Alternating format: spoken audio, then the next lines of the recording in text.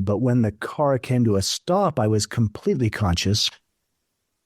And the first thing I became aware of was my 7-year-old, Spencer, my oldest son, crying hysterically in the back seat. And as a father, I'm like, I have got to get to my boy. I've got to get to him. And that's when I realized that I could not move. Hello, I'm Tessa Lynn Alburn. Welcome to the Say Yes to Your Soul podcast, where we empower women to connect with their souls and shine in their business. If you are ready to embrace your brilliance, create meaningful connections, and be compensated for your specific gifts, you're in the right place. Join us as we explore inspiring stories, practical insights, unique points of view, and soulful strategies, all to help you thrive. So let's dive on into this transformative journey together. Tune in and say yes to your soul. Hello there. I am just really more than delighted to welcome this new guest to our show. This is a man whose book I read a number of years ago. It's been more than a decade. It's probably been like 15 years or something. And he is a #1 international best-selling author. And he inspires audiences globally because he has a really, truly amazing story of perseverance and inner strength. His name is Jeffery Olsen. His middle initial is C. So it's Jeffery C. Olsen. And what his story is around is he was in a really terrible automobile accident, and it took the lives of his wife and his youngest son, and it also inflicted multiple life threatenings to him. And he found the courage to survive over 18 surgeries and eventually heal both physically and emotionally. I'm going to let him tell you more of the juicy details of that story. But what resulted was he had an amazing out-of-body and near-death experience, not just one, but multiple experiences. And his insights were just incredible to hear and to learn about in his books. And he's now integrated these teachings, this wisdom, into everyday life, and he inspires many, many other people to embrace the beauty around them and choose joy and meaning in all that they do. His latest book is Where Are You? And it's a collaboration with his oldest son, Spencer, who also survived the accident at a very young age. So I want to welcome him now. Jeffery, with my heart wide open, I'm just so grateful that you're here. Welcome to Say Yes to Your Soul. Oh, Tessa, it's such an honor to be with you, and thank you for taking the time and for having me. It's my pleasure. You're so welcome. You know, I am wanting to have you share a little bit of your story, like some of that event, right? But I also know there's some big stuff that came later that wasn't really part, like I remember the first book that I read, that hadn't happened yet, like the after the event stuff. Mm. But I know that they're going to be really interested to know a little bit about the near-death experience and just getting through that. And so I would love if you could take us a little bit through that journey. And then if you're feeling like it's the right thing for you, to take us into some of the after trauma, at the after grief. I would be honored. I would love to. And it's relevant for listeners to realize the accident happened 27 years ago. It's been almost 3 decades. And I can talk about it now. I couldn't speak of it for almost a decade. I would just cry. I couldn't go there. But I'm comfortable now going there and talking about what happened. And if we go back to that day, 27 years ago, it was actually the Monday after Easter. And we had taken a family road trip. We had visited family and we had celebrated Easter, and we were on our way back And I had put the kids in the car, and, we'd said our goodbyes, and we buckled up and away we went to head home. And it was probably about an hour or two into that journey. We had a bit of a drive ahead of us that the unspeakable happened. Now, there was reports of crosswinds. There was reports of a pickup truck that was driving erratically on the interstate. One of the hardest parts of this story is I believe I may have just dozed off at the wheel, just slightly. Yes. But whatever happened, I swerved to the right. I overcorrected to the left. I lost control of the vehicle, and it began to roll, not off the road, but down the road at 75 miles an hour. And it was a horrific accident. They say the car rolled probably no less than 6 to 8 times. I blacked out for most of the rolling over, but when the car came to a stop, I was completely conscious. And the first thing I became aware of was my 7-year-old, Spencer, my oldest son, crying hysterically in the back seat. And as a father, I'm like, I have got to get to my boy. I've got to get to him. And that's when I realized that I could not move. I was pinned either to the floorboard or the seat. I couldn't tell. There was the broken glass, the rancid smell of gasoline. I was unaware of my injuries.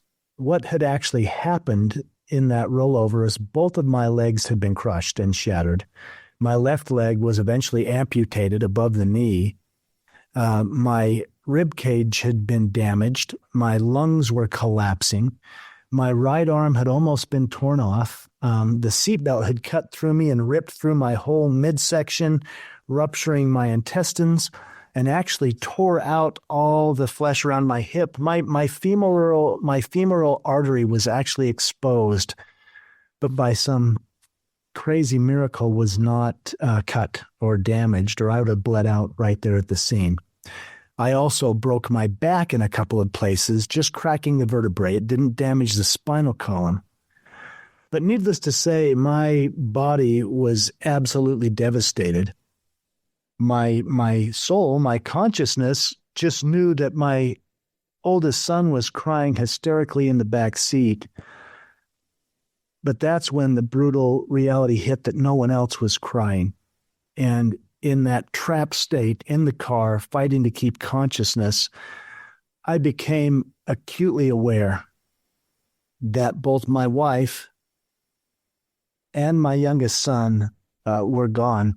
They were killed instantly as a result of the accident. And I was aware of that. I can't explain the hell that was as a man to be there, trapped, pinned. I've got a hysterical 7-year-old in the back seat that I cannot get to. I'm losing consciousness. I know that half the family is gone, and I was driving the car. I kept wanting to roll back those 3 seconds. What happened? How do I get that time back? How do I possibly undo this unthinkable thing that has just happened? Oh. Yeah, it was overwhelming. It was a nightmare, and it was in that darkness. And I don't share this to be morbid or graphic, but it was in that absolute shattering darkness that an interesting thing happened. As I'm there, literally distraught, fighting to keep consciousness, wondering how I can possibly comfort my son when I can't even move, I felt light come. Tangible light. It's as if light came and surrounded me and began to comfort me. It was like a blanket of light, or I often say a bubble of light. It's like I was surrounded in this tangible light, and I began to rise above the accident scene. And then suddenly, and it felt so physical, I was okay. And when I say okay, not necessarily emotionally, but suddenly I could breathe just fine. There was no pain. The pain was gone. And I felt completely whole physically. However, I believe what happened is my soul had left the body. And that was the release of all the physicality of it all. And as I was sorry, it's such a moving story. So just to clarify that point though, so you felt like you could breathe, but you knew you were really like out of your body. Well, I didn't know what had happened, Tessa. That's the thing. I'm like, how can I be okay? That's what it was a bit of wonder and awe. I'm like, what's happening? How am I okay? How am I suspended in this bubble of light? What's going on? I did not know, that my soul had left my body in that aspect until suddenly in that light, my wife, who I knew was deceased at the scene, is there. Suddenly she is there with me. And she doesn't have the injuries that I witnessed in the accident. She's gorgeous and she's radiant and she's beautiful. And yet she's emphatic. She says, "You've got to go back. You've got to go back. You can't stay, Jeff. You've got to go back." And we began to have this conversation that if I stayed with her, our oldest son, Spencer, would be orphaned. Both she and Griffin, my youngest son, were taken in the accident, and there seemed to be a knowing that she couldn't go back. And Griffin was not present in this experience, but she was. But literally, she was pleading with me that to go back, and we had this conversation, and we made a choice that I would go back. Now, this was a strange, ethereal, and yet so real of an experience. And when we made the choice that I would go back, we have no idea how powerful our thoughts are. In making that choice, in saying goodbye, and that was a profound goodbye, and literally choosing to come back, it was like whoosh, it's like then I was whisked back and I found myself moving freely about a hospital, a busy emergency level 1 trauma center. Now, I have no concept of time in this bubble of light, if you will. I later found out people arrived at the scene, emergency services were called. I had to be extricated from the car. Spencer, my oldest son, was banged up a bit, but physically basically walked away from the accident. Emotionally, he thought the whole family was gone. I was then life flighted or airlifted to the nearest level 1 trauma center. I didn't know any of that. I knew I had crashed the car. I had said the most profound goodbye I'll ever say. I had made a choice to return to raise my surviving son. And here I was wandering about the hospital, encountering the doctors, the patients, the nurses, the families of patients. It was as if I had a 360 awareness of everything around me. And everyone I encountered, everyone I saw, there was this profound connection. I call it a oneness. I knew them.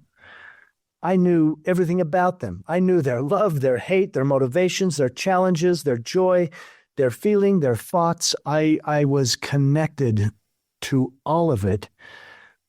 And it was profound. For example, a nurse passed me in the hallway, completely unaware of me. But in that moment, in that passing, I knew everything about her. And I felt her life as if it was mine. There was it's that oneness. It's that, wow, you are me and I am you and we're connected, even though a stranger perhaps in this life, but there was this connection. Can you tell us just like a little bit more about like what that connection felt like? Like, you weren't in your body, so it wouldn't have been visceral. Right. It would have been something. It would have been energetic or feelings. How could you describe it best? It was energetic. It was like a giant web. It's like I was connected to everybody. and everything. And within that web was all the information. And yet with all the information, there was absolutely no judgment. I mean, for instance, the nurse, as she passed, I felt and realized the abuse that she had experienced as a child. When I say realized it, I felt it as if it was a part of me. The emotional, physical, and sexual abuse, heartbreaking. And yet in that same moment, I was so aware of her magnificence. It was like, wow, look at her. She's here serving, helping, healing. Everyone I saw, I knew everything about them, but I was viewing them in this divine magnificence of their soul. I knew I was seeing people as God sees them, or what I call God, whatever word, the universe, the divine.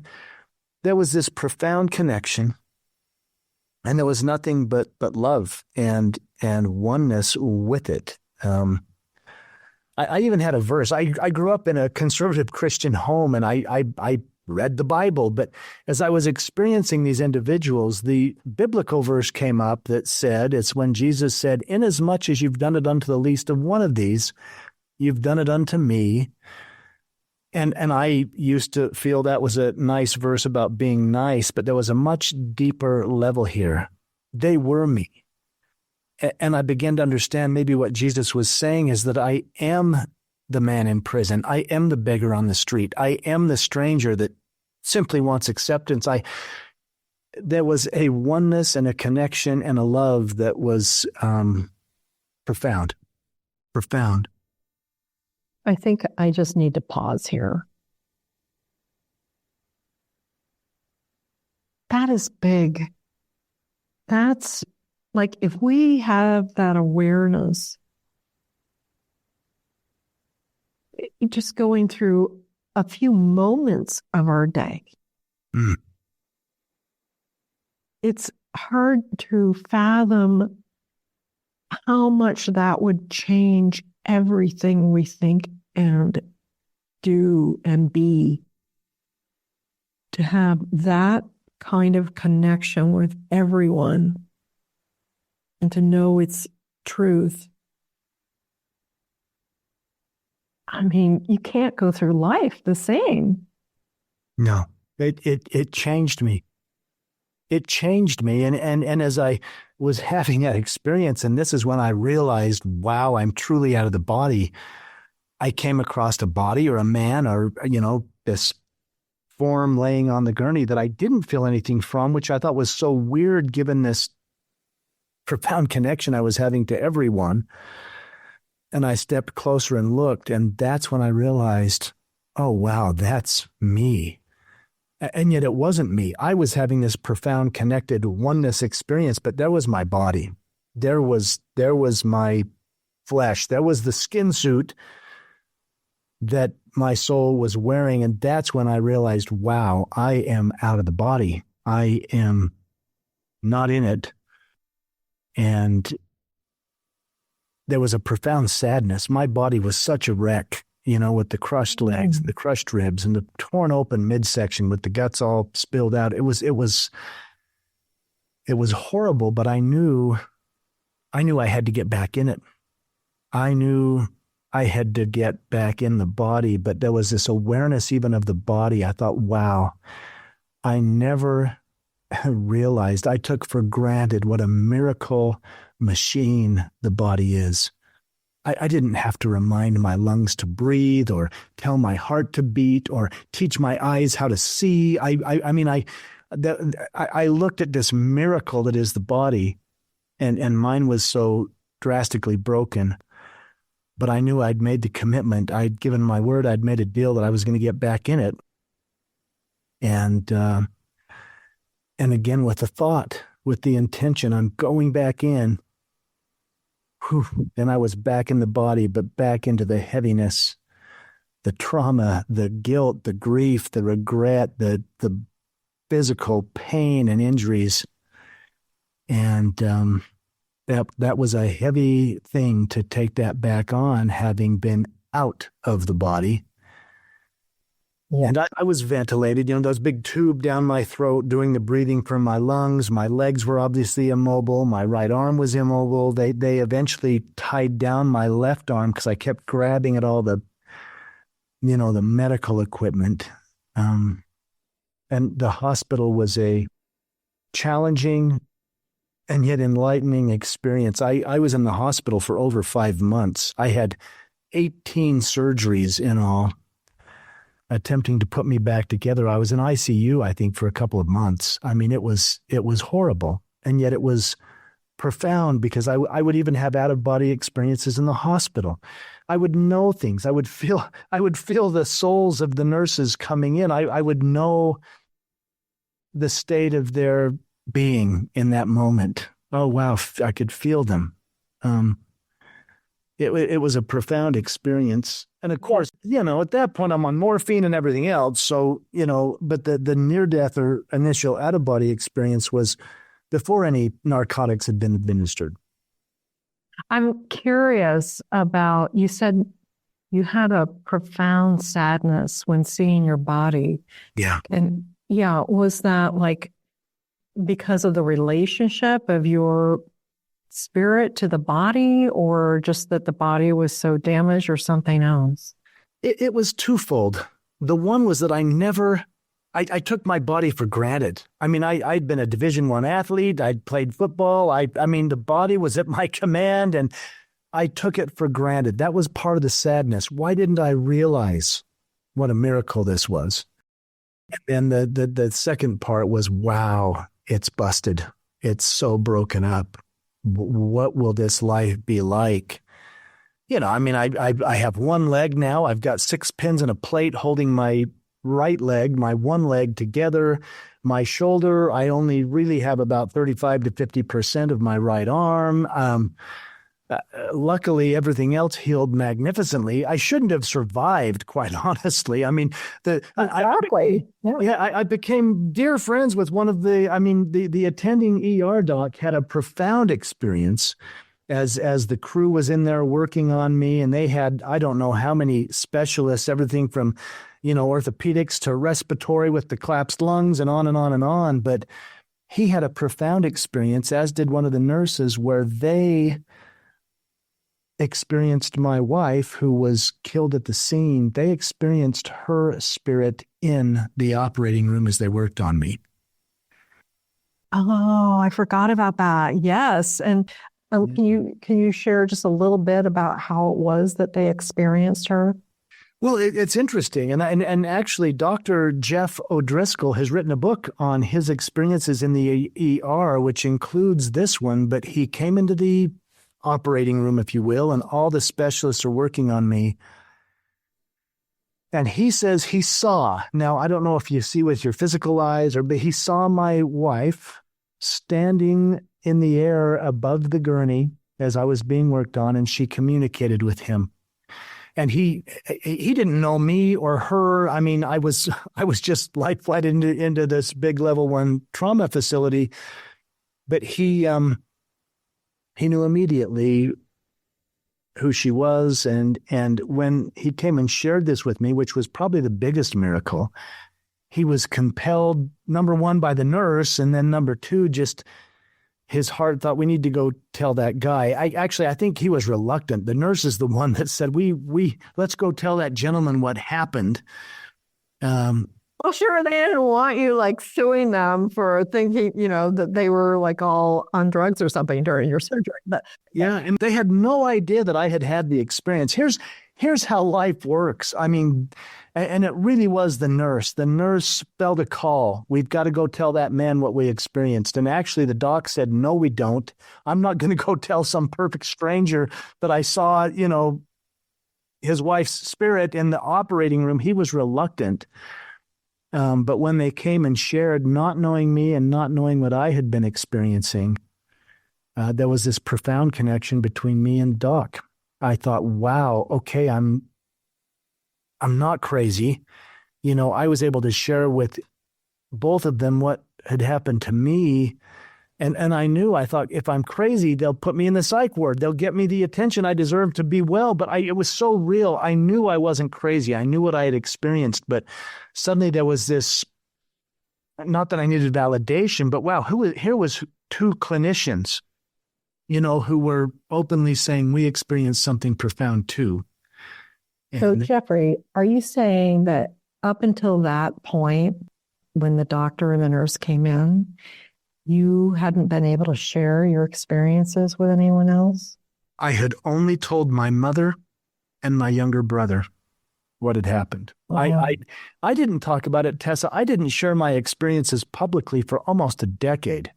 I didn't want people to think I was nuts. I didn't want people to think I thought I was special in some way. I didn't know how to share it. I didn't know how to talk about it. And that all came about in a strange and profound way where, I eventually healed. I came out of the hospital in a wheelchair with the amputation, with the colostomy bag for the intestines and all that had been ruptured there. And I eventually had that taken down. I was eventually fitted for a prosthetic limb. I eventually got enough strength in the right leg to carry me. I eventually got the right shoulder working enough where I could walk with a cane. It was a healing process. And it wasn't until 10 years after the accident that I was approached by a neighbor of ours that said, something happened to you, didn't it? And I said, well, yes, but I don't talk about it. And she said, I'm coming to your house. I want you to talk about it. And I did.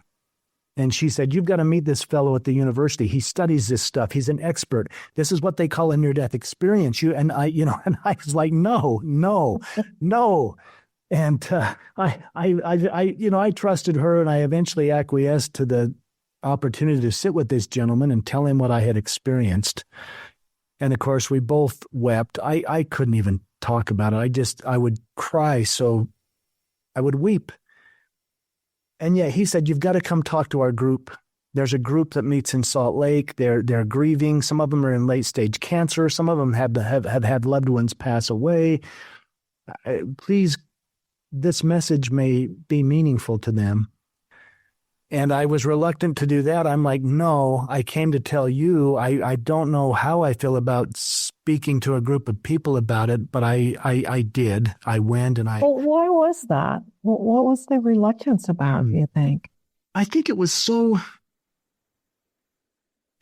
sacred, if you will. I mean, this isn't lunchtime conversation. It's not like, oh, hey, I left my body, went to the other side. And there was other profound things that happened in the hospital that we could get into, but there was things that happened that I didn't know how to talk about, and I just held them so tightly because I felt they were too holy to share in public forum. And I also didn't want the attention. I didn't want it to be about me. And I'm still reluctant about that. I'm not on social media. I'm not out. This happened and I shared about it. The interesting thing is I spoke to this little group that was meeting in the city there. And there was probably there was probably 60, 70 people there. It wasn't a small group. It wasn't a big group, but there was a group of people. After I talked about what happened, a fellow came up and he said, you're going to write a book. And I said, no, I'm not. I was still trying to wipe the tears away from talking about it. And he said, I own a publishing company. And that this was a Friday night. And by that Monday, I had a book contract in my email to write a book. And I about had a heart attack. I'm like, this can't be. I'm not going to do this. And I was very reluctant. But having had my experience, I prayed over it. I meditated, whatever you want to call it. I actually went back to the scene of the accident, which I had avoided for years. Like I say, this was almost 10 years after the accident. And I asked the divine. I had that weird conversation where I'm saying, look, I don't want to do this. There's a book contract in my email. Am I missing something? I mean, number one, I didn't want to be that person who got a royalty check based on the catastrophe that took half my family, and I was driving the car. That was the barrier. It's like, yeah, yeah. And as I knelt there on the side of the road at the scene of the accident, it's become a very sacred place. Mile marker 80, just outside of Parowan, Utah, a little teeny tiny little town. That voice that whispers to your heart. I can quote what I was told. I was told, share your experience and others will heal. And it came in such a powerful way. I thought, oh, wow. So it's not about me. It's about others healing. And with that encouragement, with that answer, with that confirmation, I got back to the publisher and I said, yeah, I'll write the book. And I don't fancy myself a writer at all. I would painstakingly, I'm a two-finger hunt and peck guy, but I painstakingly wrote the story. And doing it was so challenging. I mean, I would just sob, as I'm writing about the experience and what had happened. And I would do it at night after work. I still work full time. I would do it between the hours of work. And I put the notion in my mind that I thought, well, nobody's going to buy the book. My mom will buy a copy. It doesn't matter. I'll just write this as if I was telling the family what happened. And that's how I wrote the book. Now, oddly enough, it was published, it was put out there, and it hit number 3 on Amazon, in the first 10 days in the category. And all of a sudden, wow, there was requests, come talk about this, come lecture. I was literally going all over the world. I was speaking in London and Oslo, Norway, and Findhorn, Scotland, and then in Amsterdam, in the Netherlands, and Canada, and all over the United States. And it was a whirlwind shift in my life where I found myself talking about things I never wanted to talk about that were so personal and painful.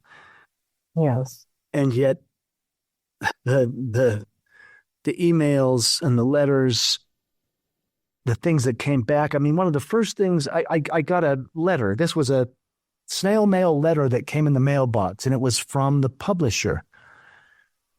And I opened it up, and inside the publisher's, envelope was a little teeny 3x5 card. And it had a little hen scratch on it, and I turned it over and realized it was jail mail.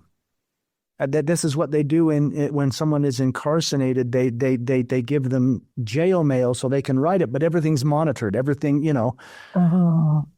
But the only address that this person had was the publisher's address on the back of the book, and so he had sent this snail mail or this jail mail, snail mail to the publisher. The publisher had dropped it in an envelope and sent it to me, but it was from a man that was literally in prison. And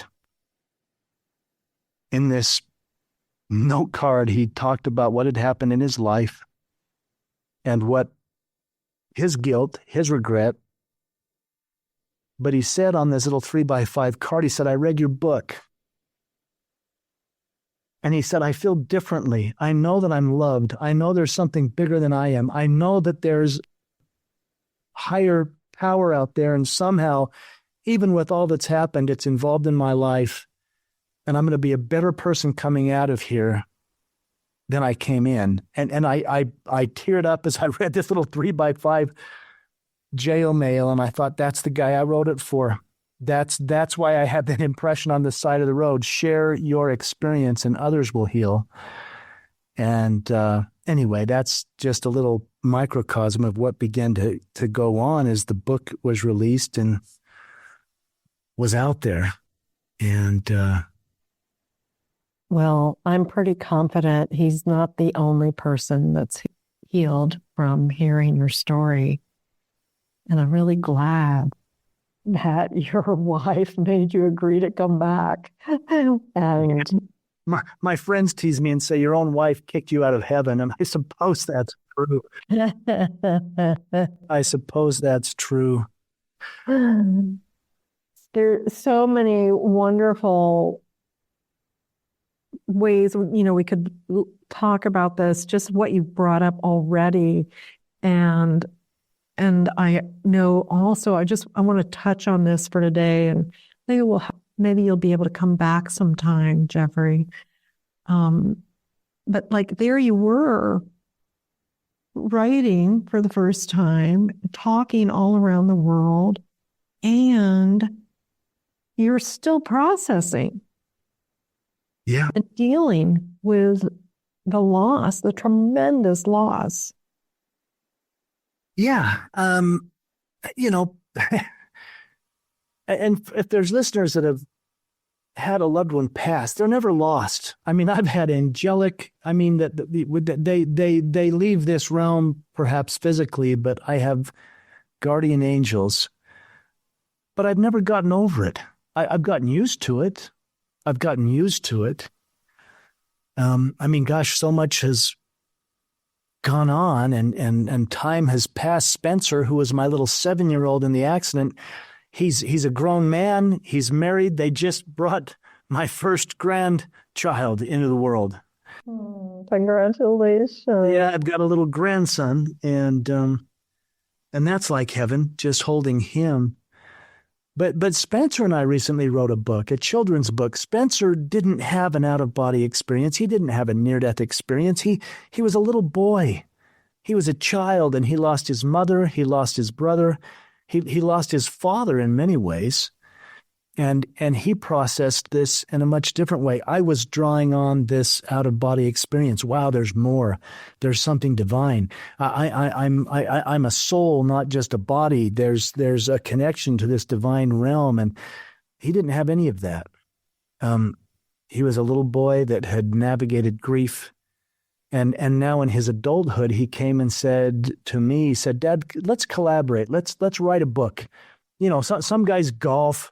Some guys work on cars or go fishing, but Spencer and I leaned into a book which he wrote from that 7-year-old perspective. The book is called Where Are You? And that was his experience. It's like, both his mother and his little brother. He's like, where are you? I've looked in the kitchen. I've looked in the garden. I've looked in the sky. You are nowhere to be found. You are gone. And how devastating that was to a child. And yet the book rolls out in a way where he realizes, and this is his experience, that because he's here and he's alive, that they live on in him. And the choices he makes and the way he lives his life, that's how he honors their memory. And therefore, if they're alive within him, they're alive within everything. And now he does see him in the kitchen and the garden and the sky and the flowers and the trees. And it's a beautiful little book. It's one of those children's books that has a much deeper meaning. And it's literally been embraced by anyone who misses someone. Well, you have me tearing up. I haven't read that one yet, but I mean, how beautiful is that? And two completely different experiences that have clearly altered both your lives and the lives of everyone who knows you and who hears your stories. It's really remarkable. It all has value. And I love that he wrote, that you collaborated together to write this children's book. That sounds quite precious. Yeah, it's fun. Spencer he's one of the most compassionate people I know. He never had an experience. We had conversations when he was a young man, he's still a young man, but, when he was like 19 or 20. And I would speak of this other realm, these divine things that happened. I mean, dreams and visions and being in heaven, if you will, or I call it home. I that's the only word that comes close to describing the realms I visited was home. But Spencer said, I got none of that. He says, Dad, I beat my knuckles bloody on this door you call God or prayer. And he said, it's never opened.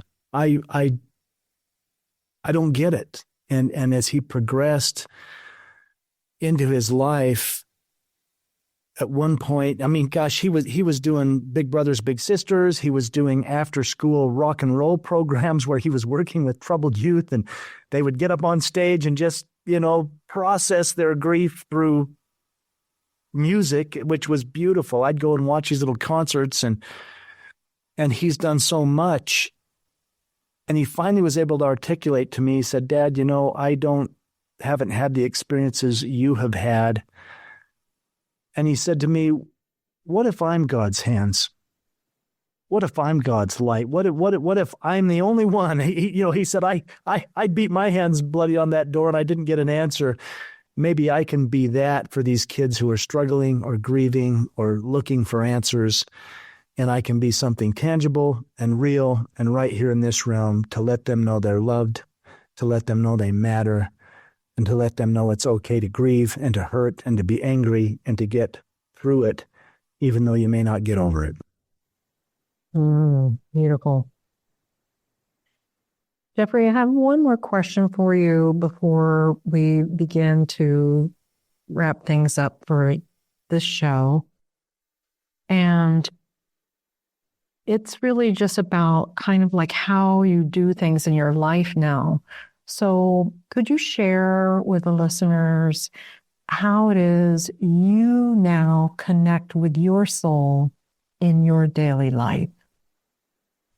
Boy, I love that. And Tessa, I'm just a guy. I mean, there's nothing special about me. We're all special and none of us are special. Exactly. We are, we're not. Yes. Yeah. However, I do attempt to take even 10 minutes every day and connect to that part within me, that divine part, that higher power, that greater thing, and just be still.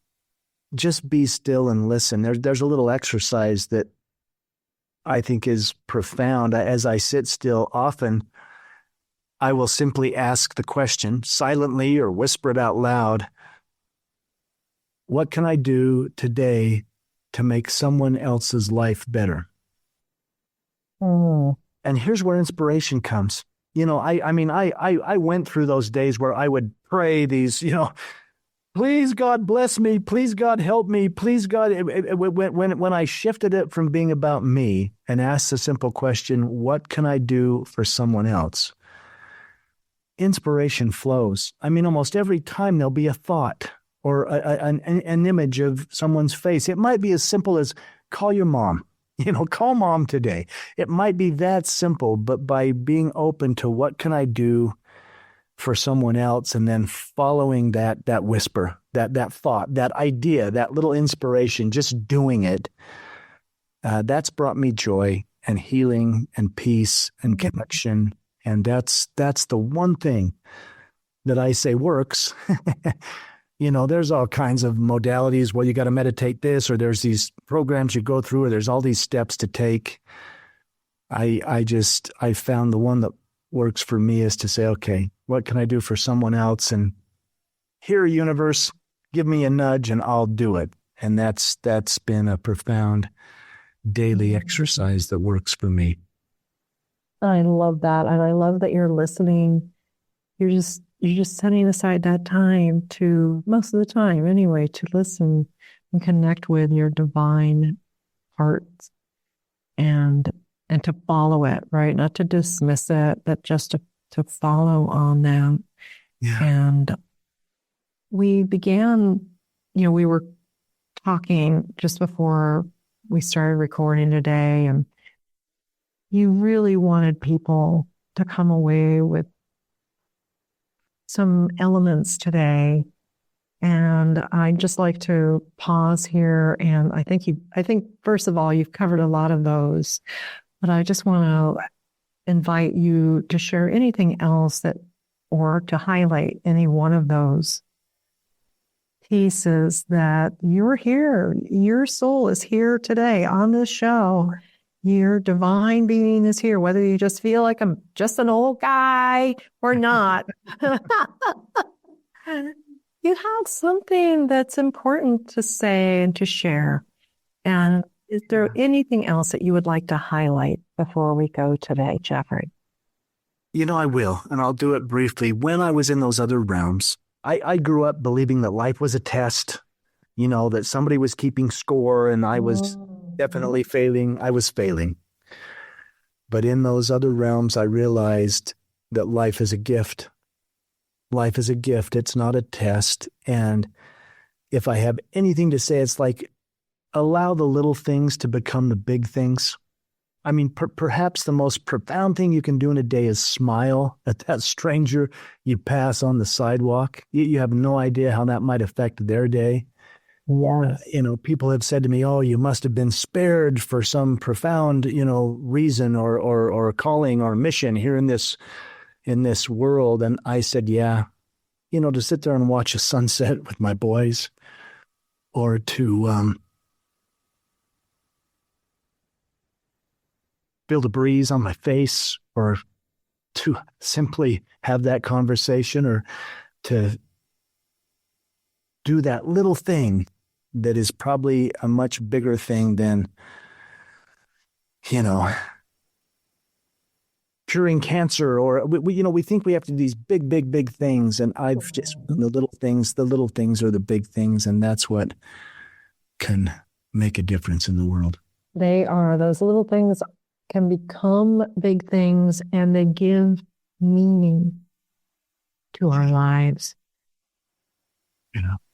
Yep. And that comes from our place of truth in our hearts, and this greater part of us that we're not always feeling. We need to always feel connected to it, but it exists clearly. I'm so happy you could be here today, and I want to make sure that everyone knows how they can connect with you. And you've got a website. You want to go ahead and tell people about that? I do. People can connect through the website, and we look at those emails. It is Envoy Publishing, ENVOY publishing.com. And there's videos on there. You can get access to the books. I recommend the books. Knowing is my personal memoir. And Where Are You is the book that Spencer and I collaborated on, which we thought was a children's book, but seems to have more meaning. And they're both available on Amazon. Knowing by Jeffrey Olsen and Where Are You by Jeffrey and Spencer Olsen. And you can contact us through the website, and we'd be happy to answer your email.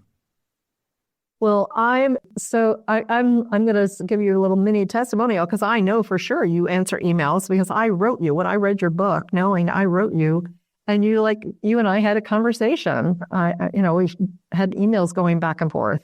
And I was like, man, this guy really took the time to write to me and answer just a couple modest little things. And I'm so glad now that I have a podcast that I could have you as a guest on it. Thank you for being here. Oh, you're so welcome. And it's been a pleasure. Thank you for having me. And I would love to do more. If I can support you in any way, just reach out. You've got my email. You know how to find me, and I'll support you in any way I can. What you're doing is a beautiful thing, and to say yes to your soul is a great way of living. Thank you. And I will probably take you up on that, Jeffery C. Olsen. All right. Thank you so much. Throughout this entire podcast today, I just feel, the energy moving through and tears coming up here and there. And I just love the message Jeffrey's had for us today. And I want you to know, you don't have to have some big thing happen to you. You don't have to get clunked over the head or be in a terrible tragedy to have an experience of the divine. Just do that thing. Take those 10 minutes like Jeffrey was talking about, and connect. Allow yourself to listen and know that you actually do have the ability to connect, and just let yourself be with yourself in those moments. And if you're not feeling it inside you, then open your eyes or touch the ground, take in the sun, feel the warmth of its rays on your skin, and give gratitude that you are alive. All right, that's it for today. Blessings and light to everyone. Bye for now. All right. If you're hearing this message, you have listened to our newest Say Yes to Your Soul episode all the way to the end. And for that, I want to thank you from the bottom of my heart. I invite you to stay updated with me, and the best way to do that is to sign up for my free gift, 3 Steps for How to Reignite Your Soul Fire. And you can get that at tessafreegift.com. tessafreegift.com, or just go to the podcast website, sayyesToYourSoulPodcast.com, and that's where we have all the episodes and more. I wish you an amazing day.